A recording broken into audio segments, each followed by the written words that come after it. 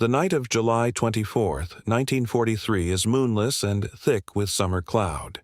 Over the North Sea, roughly 200 miles west of Hamburg, a British Avro Lancaster bomber banks gently and holds its course at 20,000 feet. Inside, the wireless operator reaches for a bundle of thin metallic strips, each one roughly the size of a playing card, cut to a precise length of 30 centimeters, and begins feeding them out through a small chute in the fuselage floor. They scatter into the slipstream, tumbling and catching the darkness, falling at a rate of roughly 400 meters a minute. Seconds later, another Lancaster does the same, then another, and then, in coordinated waves across a formation of nearly 800 aircraft, the sky begins to fill with what looks, from the ground below, like nothing so much as a vast metallic snowstorm. In the bunkers of the Luftwaffe's radar network along the German coast, something extraordinary is happening. The operators, trained to read the sharp-defined blips of individual aircraft on their cathode ray tubes, are staring at screens filled with noise. The clean geometry of incoming bombers has dissolved into a blizzard of meaningless returns. Every instrument reads chaos. Every screen shows ghosts. The controllers are shouting into their headsets, trying to scramble night fighters to intercepts that no longer exist, vectoring pilots toward phantom formations that evaporate before they can close. The entire electronic nervous system of Germany's air defense network, years in the development, thousands of engineers in the construction, costing hundreds of millions of Reichsmarks, has been rendered, in the space of a few minutes, completely blind. The device responsible for this is not a bomb. It is not a jamming transmitter. It is not a complex piece of radio engineering or an airborne computer. It is a small rectangle of aluminium foil bonded to black paper, weighing a fraction of a gram, that can be manufactured for a cost of a few pfennigs. The British call it window. The Germans, when they eventually work out what has happened, will call it duple. The Americans will come to know it as chaff. Whatever the name, it represents one of the most elegant, ruthlessly effective, and strangely overlooked technological coups of the entire Second World War. A piece of physics so simple that a schoolchild could understand it, deployed at a moment so perfectly calculated that it would change the course of the bombing campaign over Europe in a single night. This is the story of how a handful of strips of tinfoil brought the most sophisticated radar network in the world to its knees. To understand what window accomplished, you first need to understand the problem it was designed to solve. By the summer of 1943, RAF Bomber Command was losing the war over Germany. The statistics were, by any measure, catastrophic. A bomber crew assigned to a standard tour of 30 operations faced, depending on the period and the target, an average probability of death or capture that could exceed 50%. Over some targets, the casualty rates were worse still. The men who climbed into Lancasters and Halifaxes knew, with a clarity that required no statistical analysis, that their chances of survival were roughly equivalent to a coin toss, except that the coin was being flipped 30 times in a row. The reason for these losses was radar. Germany had developed, with considerable sophistication, an integrated air defense system known as the Kammhuber line, named after its architect, General Josef Kammhuber. The system ran in a belt across northern Europe from Denmark to the Swiss border, and it was built around a chain of paired radar stations working in concert. The first type, the Freya, was a long-range early warning radar capable of detecting incoming aircraft at distances of up to 120 kilometers. The second type, the Würzburg-Riese, the giant Würzburg, was a precision tracking radar that could lock onto individual aircraft and provide targeting data accurate enough to guide a night fighter to within visual range in complete darkness. The giant Würzburg operated at a wavelength of approximately 53 centimeters and could track an aircraft to within 100 meters of its actual position. In the darkness over Germany, this meant that a Luftwaffe night fighter pilot, guided by a ground controller reading a radar screen, could be brought to within a few hundred meters of a bomber before the bomber crew had any idea they were being stalked. In 1942 alone, Bomber Command lost over 1,400 aircraft to German defenses. The rate was unsustainable. Arthur Harris, the commander-in-chief of Bomber Command, was bleeding his force to death, one operation at a time, against a defensive system that grew more lethal with every passing month. Various countermeasures had been tried.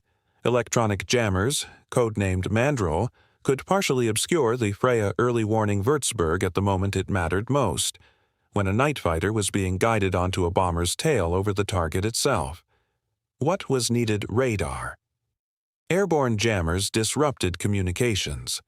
But nothing had yet been found that could defeat the precision tracking of the was not a solution that degraded the radar slightly. What was needed was a solution that destroyed its usefulness entirely. The physics behind window had been understood since the early days of radar development. When a radar transmitter sends out a pulse of electromagnetic energy, the pulse bounces off anything it strikes and returns to the receiver. The size and strength of that return, the radar cross-section in engineering terms, depends on the physical dimensions of the object it has struck. A Lancaster bomber, roughly 21 meters long, presents a large radar cross-section. It returns a strong signal, but an object cut to precisely half the wavelength of the incoming radar pulse will resonate. It will absorb the electromagnetic energy and re-radiate it with unusual efficiency, producing a return far larger than its physical size would suggest. Cut millions of such objects and scatter them into the air, and the radar screen below fills not with the clean blip of a single aircraft, but with a continuous, overwhelming smear of returns indistinguishable from each other. The concept was first proposed formally within the British scientific establishment in 1937, barely 2 years after radar itself had been demonstrated by Robert Watson Watt. A physicist named R.V. Jones, working within the Air Ministry's scientific intelligence apparatus, understood the principle. So did the scientists at the Telecommunications Research Establishment at Malvern, the organization responsible for British radar development, where a number of researchers had worked out the mathematics with uncomfortable precision. By early 1942, experimental trials had confirmed what the theory predicted. Bundles of metallic strips dropped from aircraft caused radar returns that were, in the words of one contemporary report, completely overwhelming. The technology worked. It worked almost too well. And yet it was not used. For nearly 2 years after its effectiveness had been conclusively demonstrated, window was suppressed. Not by ignorance, not by bureaucratic incompetence, but by a calculated, strategic fear. The argument against deployment was straightforward and, in its own terms, compelling.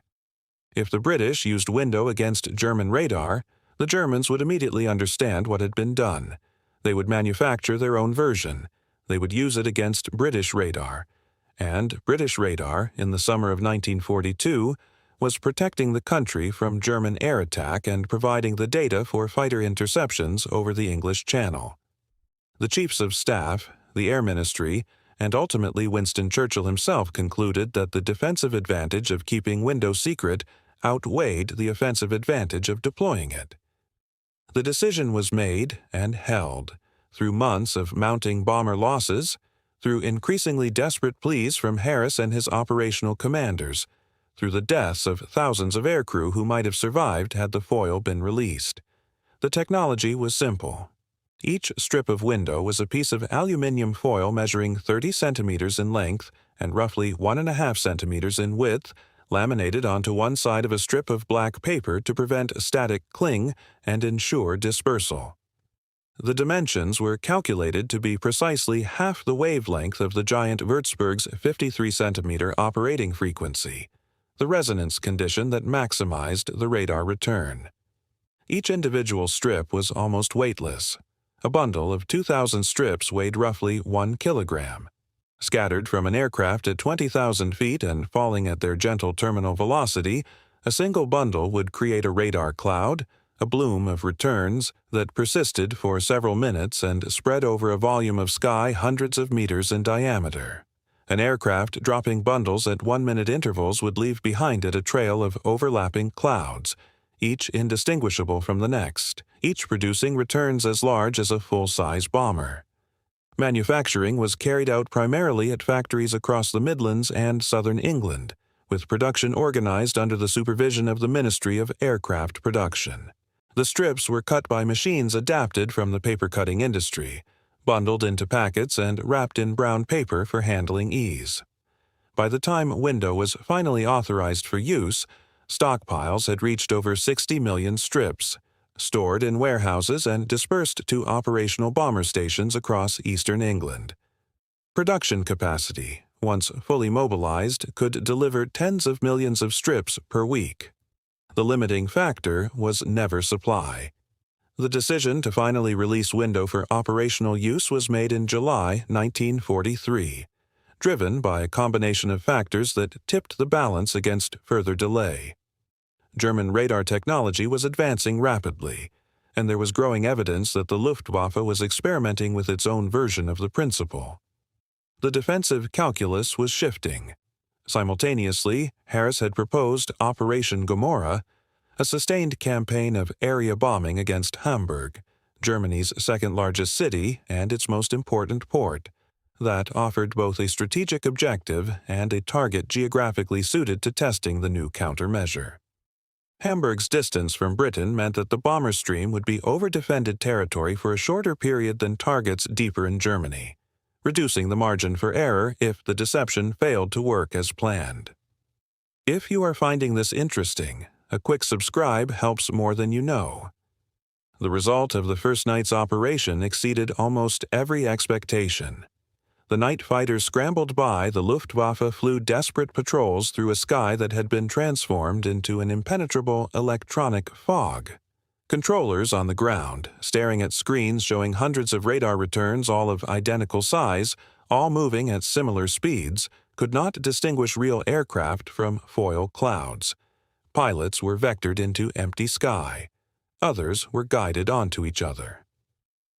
Of the approximately 790 aircraft dispatched to Hamburg on the night of July 24, 1943, only 12 were lost, a rate of approximately 1.5% against a pre-window average over comparable targets of around 5 to 6%. In the 3 following raids of Operation Gomorrah over the next 10 days, losses remained historically low, while Hamburg itself suffered destruction on a scale never before visited on a German city in a single campaign. The psychological effect on the Luftwaffe was severe and immediate. Pilots who had been operating with confidence in their ground-controlled interception system found themselves blind and disoriented. One German night fighter ace, Major Hajo Hermann, later described the experience of flying through the window clouds as navigating through a storm that appeared on every instrument and vanished on none. Ground controllers, trained to trust their screens absolutely, described the sensation of watching their entire defensive picture dissolve in real time. In the after-action reports compiled by the German Air Ministry in the days following Gomorrah, the language is notable for its unusual candor. The system had been defeated, comprehensively, and the means of that defeat were not yet fully understood. The German response, when it came, was rapid and innovative. Within weeks of Gomorrah, the Luftwaffe had begun developing new tactics to compensate for the loss of ground-controlled interception. The most significant adaptation was the Wildsau, wild boar, system developed by Hermann himself, in which single-engine day fighters were used over burning cities at night, navigating visually by the light of fires and searchlights rather than relying on radar guidance. Simultaneously, German scientists developed airborne radar sets that could discriminate between the Doppler return of a moving aircraft and the slower-moving window clouds, an innovation the Germans called SN2, operating at a lower frequency less susceptible to the 30-centimeter strips. The American approach to the problem followed a parallel track. The United States Army Air Forces had been aware of the window concept through intelligence sharing with Britain, but had held back from deployment for similar reasons, specifically concern about the vulnerability of American radar installations in the Pacific to Japanese countermeasures. When the Americans finally committed to chaff, as they termed it, They produced strips cut to different dimensions designed to counter specific German radar frequencies, eventually developing multi-cut bundles that could simultaneously degrade multiple systems operating at different wavelengths. American production capacity, applied to the problem, generated quantities that dwarfed British stockpiles. What neither the Germans nor the Americans produced, however, was the original combination of simplicity and precision that made Windows so devastatingly effective on its first deployment. The British strips, cut to that exact 30-centimeter resonance length, were optimized for a single purpose against a single target system. The result was a countermeasure that, for the brief window of its first use, was not merely effective, but overwhelming. Its legacy influenced every subsequent generation of electronic warfare. Modern military aircraft carry expendable countermeasures whose operational principle is identical to that first bundle of foil dropped over the North Sea in July 1943. Though today the strips are cut by computer and dispensed by automated systems at rates of thousands per second. The question of Windows' actual impact on the broader course of the bombing campaign requires careful handling. The technology did not win the war. Hamburg, though catastrophically damaged, was not permanently destroyed. German civil engineering and repair capacity restored much of its industrial function within months. The overall casualty rate for Bomber Command, averaged across the remainder of the war, remained tragically high. The final toll of approximately 55,000 dead represents one of the most concentrated losses suffered by any branch of any armed service in the conflict. Windows' contribution was real but finite. It degraded German defenses significantly during the months when it was new, before German engineers and tacticians adapted, and it continued to provide a useful disruption even after those adaptations had been made. What is harder to quantify but perhaps more significant is the counterfactual, what the casualty rates might have been without it. The bombing campaigns against industrial targets in the Ruhr, against oil refineries, against transportation networks, all conducted in the window opened at least partially by the deployment of this countermeasure, contributed materially to the disruption of German war production in the final 18 months of the conflict. Whether those contributions would have been possible at acceptable cost without Windows protection is a question historians continue to debate. What is not debatable is the elegance of the solution. In a war defined by technological complexity, by proximity fuses and cavity magnetrons, by jet engines and ballistic missiles, by the staggering engineering of the Manhattan Project, Windows stands apart for its radical simplicity. It required no electricity, no moving parts, no maintenance, no specialist training. It could be manufactured by any factory capable of cutting paper. It weighed almost nothing, and it defeated, at least temporarily and at least partially, a defensive system that had cost more in treasure and engineering hours than almost any comparable project of the war. Surviving examples of original window bundles can be found at the RAF Museum in Hendon, North London, and at the Imperial War Museum's collections. They look, to modern eyes, almost absurdly unimpressive. Slim paper packets, slightly yellowed with age, containing strips of metallic foil no more technologically remarkable than the inside of a chocolate wrapper. It requires a deliberate act of historical imagination to connect those quiet, archival objects to the screaming chaos of a Hamburg night fighter controller's radar screen in July 1943. Return for a moment to that Lancaster over the North Sea. The wireless operator has finished his first bundle. He is already reaching for the next. Outside the fuselage, the strips are still falling, each one a small mirror to the radar pulses sweeping up from below, each one multiplying confusion, each one adding its tiny fraction to the great electronic fog building in the sky between the bombers and the German coast. The men in that aircraft do not know what will happen over Hamburg tonight. They do not know whether Window will work as the scientists have promised, or whether the German controllers will find some way to cut through the noise. They know only that for the first time in months, someone has given them something. Not a faster aircraft, not a bigger gun, not more armor plating, but an idea a piece of physics and a piece of foil, and the audacity to trust that simplicity, applied with precision at exactly the right moment, could defeat complexity. Over the target, the German radar screens are chaos. Night fighters are flying blind. The Lancasters are releasing their bombs from heights and positions that have never, in 2 years of bombing operations, been achievable at these casualty rates. 12 aircraft are lost that night. 12 against a force of nearly 800. In the brutal arithmetic of the bombing campaign, that is close to a miracle. Close, as it always does. The casualty rates will rise again. The war will grind on for almost 2 more years, and more than 40, the Germans will adapt. The window of maximum effect, that period between first deployment and effective countermeasure, will 1,000 men of Bomber Command who are alive on the night of July 24, 1943, will not live to see its end. But tonight, for these crews, for this city burning below them, history turns on a piece of tinfoil. It was 30 centimeters long.